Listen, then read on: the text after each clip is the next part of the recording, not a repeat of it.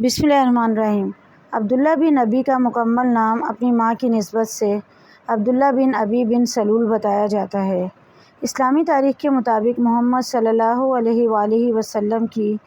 آمد سے قبل اہل مدینہ میں اس کی حیثیت، اثر اور مرتبہ سب سے ممتاز تھا، اور ہجرت سے کچھ روز قبل اہل مدینہ کے تمام قبائل نے اسے متفقہ طور پر اپنا سردار مقرر کر لیا تھا، اور اس کی باقاعدہ رسم تاج پوشی کے لیے دن اور وقت بھی مقرر کر لیا گیا تھا۔ لیکن عین اسی وقت حضرت محمد صلی اللہ علیہ وآلہ وسلم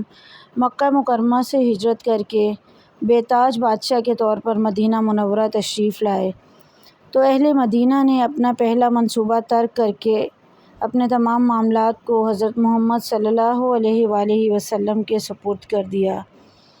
اس صورتحال کی وجہ سے عبداللہ بن ابی کے سینے میں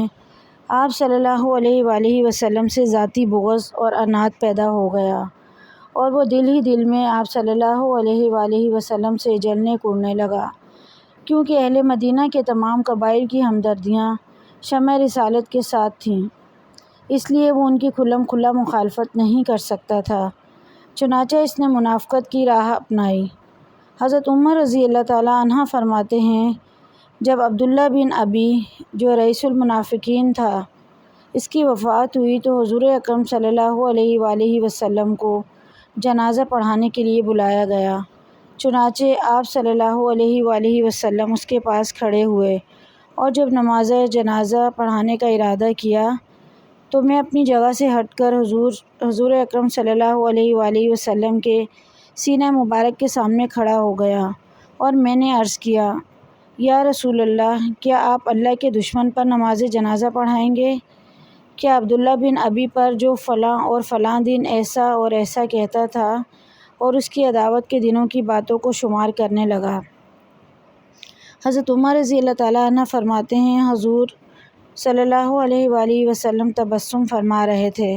مسکرا رہے تھے، یہاں تک کہ جب میں نے اس قسم کی بہت سی باتیں کیں تو آپ صلی اللہ علیہ وآلہ وسلم نے فرمایا، اے عمر، ہٹ جاؤ،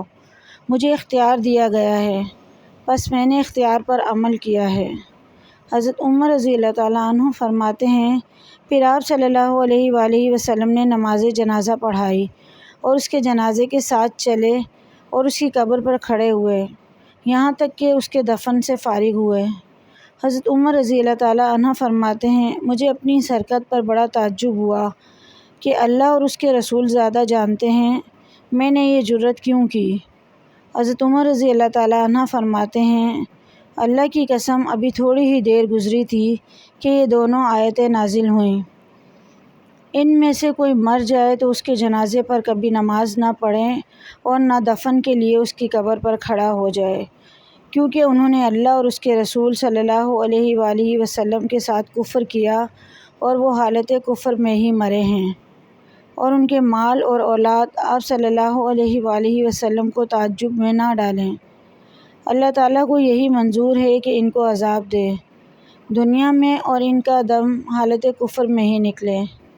اس کے بعد حضور صلی اللہ علیہ وآلہ وسلم نے کبھی کسی منافق کی نماز جنازہ نہیں پڑھائی۔ مزید ایسی ویڈیوز کے لیے ہمارے چینل کو سبسکرائب کریں۔